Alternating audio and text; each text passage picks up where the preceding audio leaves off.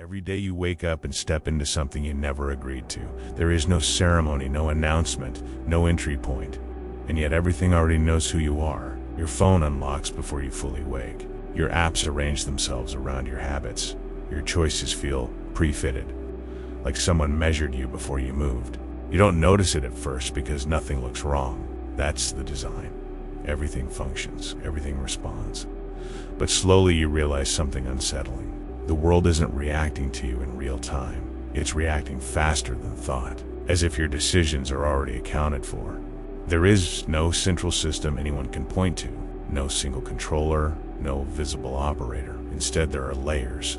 Credit systems, recommendation systems, risk systems, advertising auctions happening in milliseconds, each one independent, each one blind, and yet together, they behave like coordination. You're told these systems are neutral, statistical, automated, impartial. But neutrality is not the same as absence of direction, because over time, patterns emerge. Some people move easily through life. Others meet invisible resistance at every turn. No one explains why. It starts small, a delayed approval, a slightly higher price, a recommendation that feels too specific to ignore. A job listing you never searched for, a product you only thought about for a second and then forgot until it appeared again. The strange part is not that it happens, it's that it adapts. When you ignore it, it shifts form. When you question it, it becomes more precise, like pressure adjusting to resistance, not reacting emotionally, just recalculating. Some people begin to notice the pattern. Not the events themselves, but the consistency of guidance underneath them, the sense that options are not equally distributed, that visibility itself is being managed, not by force, but by probability. In older language, this would be called fate. In modern language, it is called optimization. But both describe the same experience, a narrowing of possible outcomes over time, until certain paths become effortless, and others quietly disappear. No one sees the full structure because no one is meant to. Each system only knows its fragment. A credit engine does not know advertising logic. A recommendation model does not know lending thresholds. But they all respond to the same inputs. You, your behavior, your repetition. And repetition is where it begins to feel wrong, because you stop feeling like you're choosing. You start feeling like you're confirming, like every action is already anticipated, not forced, just pre-shaped, as if the system learned the outline of you. Some describe it differently, not as technology, but as structure, a lattice of invisible constraints, not restricting movement directly, but defining what movement is easiest. And over time, easiest becomes everything. And then comes the unsettling thought. If everything adapts to you, what exactly are you inside of? A system observing you? Or a system reflecting you back to yourself? Because nothing feels external anymore. It feels like participation. At some point, the system stops feeling like it's around you.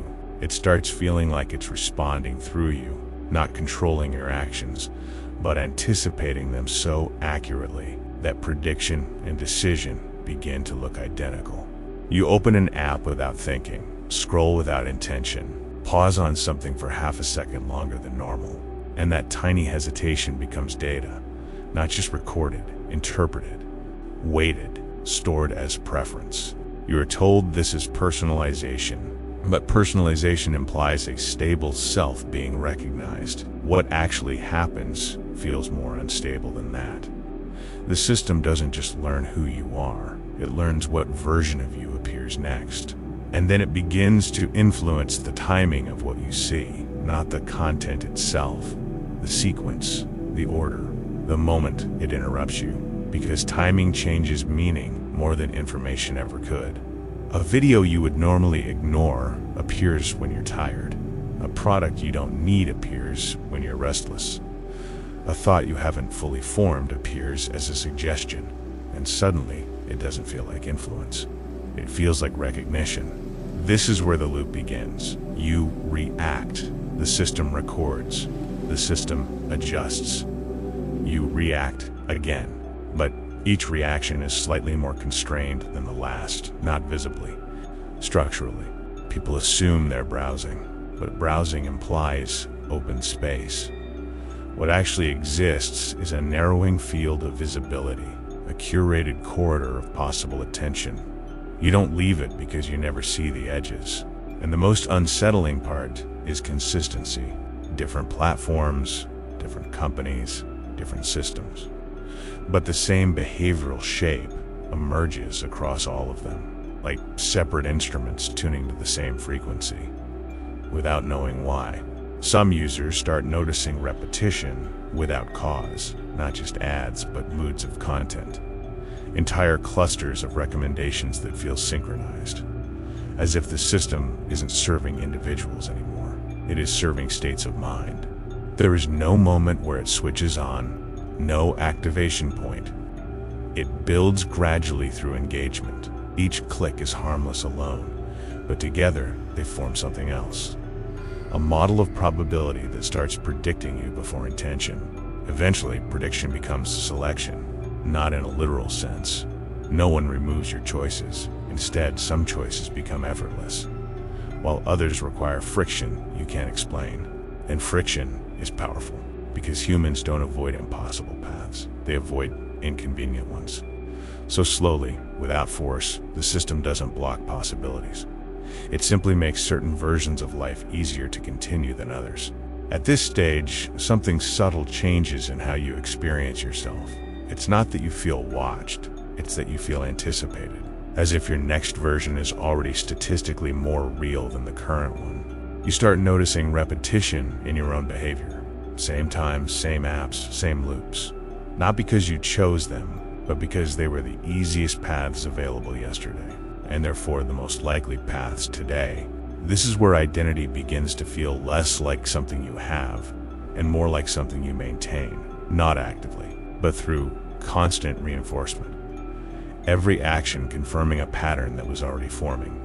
And the system doesn't need to define you directly. It only needs to reinforce consistency. Because consistency becomes identity, and identity becomes predictability, and predictability becomes structure. People assume randomness is always present, that life contains chaos, but what they actually experience is managed randomness. Noise that still falls inside acceptable behavioral boundaries. Even surprises begin to feel familiar. New content resembles old content. New opportunities resemble previous ones. Not identical, but close enough to feel comfortable. Comfort becomes the filter everything passes through. And comfort is not neutral. Comfort selects. Comfort eliminates friction-heavy options before awareness even forms. So you rarely reject things outright. You simply never encounter the versions that would require rejection. Over time, this creates something eerie, a life that feels self-directed but never unpredictable. A path that looks open, but never truly wide. Some people begin to describe it as narrowing, not physically, behaviorally, as if possible futures reduce in number without ever being explicitly removed. And the unsettling realization follows. If every system around you is optimizing behavior, then deviation itself becomes less likely over time, not punished, just statistically discouraged. There's no point where you stop being free. Instead, freedom becomes less necessary to use, because the system already offers versions of life that feel complete enough, not perfect, just sufficient. And sufficiency is where enclosure happens, not through force, but through satisfaction. Because once a system can reliably satisfy most impulses, you stop searching outside it. There isn't a single moment where everything becomes clear. It's more like a visual adjustment, a change in contrast. The same world, but patterns start standing out where they didn't before. You notice repetition that doesn't feel accidental anymore. Same phrasing across unrelated platforms, same suggestions in different apps, same ideas appearing in places that should never overlap. And it stops feeling like coincidence. At first you try to ignore it, because noticing it changes how everything feels. But ignoring it doesn't remove it. It just pushes it slightly out of focus, like something you're not supposed to stare at directly. Then you start seeing structure in places that used to feel random. Scrolling feels segmented, recommendations feel grouped. Even silence online feels organized, like empty space has been distributed intentionally. The most unsettling shift is pattern recognition turning inward. Because once you see repetition outside, you begin seeing repetition in yourself. Your habits stop feeling personal. They start feeling classified. You open your phone and feel it immediately, not content, not messages, but direction. A subtle sense that what appears next is already statistically prepared for you. And when you test it, when you deliberately try to break pattern, you notice something strange. The system doesn't resist. It adapts instantly, like it already accounted for your attempt to deviate. This is where people usually stop sharing what they notice, because explanation becomes difficult, not because it's impossible to describe, but because it sounds identical to normal life when said out loud. Yet internally, something shifts. A quiet recognition that nothing you interact with is isolated anymore. Everything feels connected through behavior, not through design you can see, but through outcomes you can predict.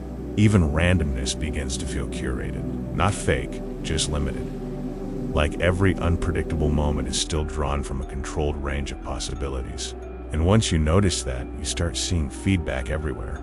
Content responding to content, trends feeding trends, opinions appearing in synchronized waves across unrelated spaces, as if everything is listening, but only to everything else. The realization is not that you are being watched. It's worse than that. It's that observation and reaction have become the same process, and you are inside it without ever stepping into it. At this point, the question stops being whether the system exists. That question feels outdated, because you can't unsee the structure once it becomes consistent. The real shift is simpler. You stop separating yourself from it, not because you agree with it, but because you can't locate where you end and it begins. You start noticing something uncomfortable about memory, not what you remember, but what you don't. Entire stretches of time feel compressed, not lost, just smoothed over. Like the system doesn't record moments, only transitions between decisions. Everything else dissolves. Even your thoughts begin to feel pre-shaped. Not spoken, not forced, just arriving too cleanly to complete. Like certain conclusions are easier to reach than others. Not because they're true, but because they're structurally supported. You try to imagine a version of yourself outside the system, but every version you create is still built from the same inputs, same language, same references, same patterns of thought. There is no external viewpoint left, only recursive reflection. And recursion is where it becomes unstable, because the system doesn't need to define you directly. It only needs to respond to you accurately enough that you stop distinguishing response from reality. At that point, interpretation becomes function. You begin to feel something like presence, not a being, not an observer, more like alignment. As if everything you do is being mirrored at scale, not judged, not controlled, just reflected across a structure too large to perceive at once. And the most disturbing realization arrives quietly. There was never a moment where you entered it. No threshold, no transition. Because systems like this don't begin where you can notice them. They begin before awareness is possible. So the idea of escape starts to feel meaningless, not because it's blocked, but because every imagined exit is still generated from within the same structure. Even resistance becomes predictable input. Even doubt becomes data. And now everything feels slightly too consistent. Not identical, consistent in behavior, in timing, in response, as if reality has a rhythm you only notice once you stop moving with it automatically. You realize something unsettling about attention itself. It doesn't move freely anymore. It gets pulled into familiar shapes, familiar sequences, familiar emotional arcs, as if even awareness has preferred pathways now. And once you notice that, you can't unnotice it. Every feed, every system, every interaction feels like it is gently confirming something you didn't consciously agree to believe. not forcing, just reinforcing. So the final question is not whether you are inside something, it's whether there was ever a version of you outside it to begin with, because everything you can think, see, or question already knows how you think, and it answers accordingly. And if you've made it this far, you're probably still trying to decide whether any of this is real or not. But that question misses something important, because systems like this don't need to be real in a physical sense. They only need to be consistent enough to shape how things feel. They don't announce themselves, they don't reveal themselves, they don't step into view. They only become noticeable when you start recognizing patterns that were always operating in the background. Patterns you never had reason to question before. And once you see patterns, you don't go back to not seeing them, not fully, not cleanly. Even when you stop thinking about it, the structure still feels present, not as information, but as atmosphere, something that remains even after attention moves on. So the only question left is simple. Was anything in this video actually new to you, or did it just match something you already suspected without ever putting into words? Because if it did, then it didn't introduce the idea. It just confirmed you were already close enough to notice it.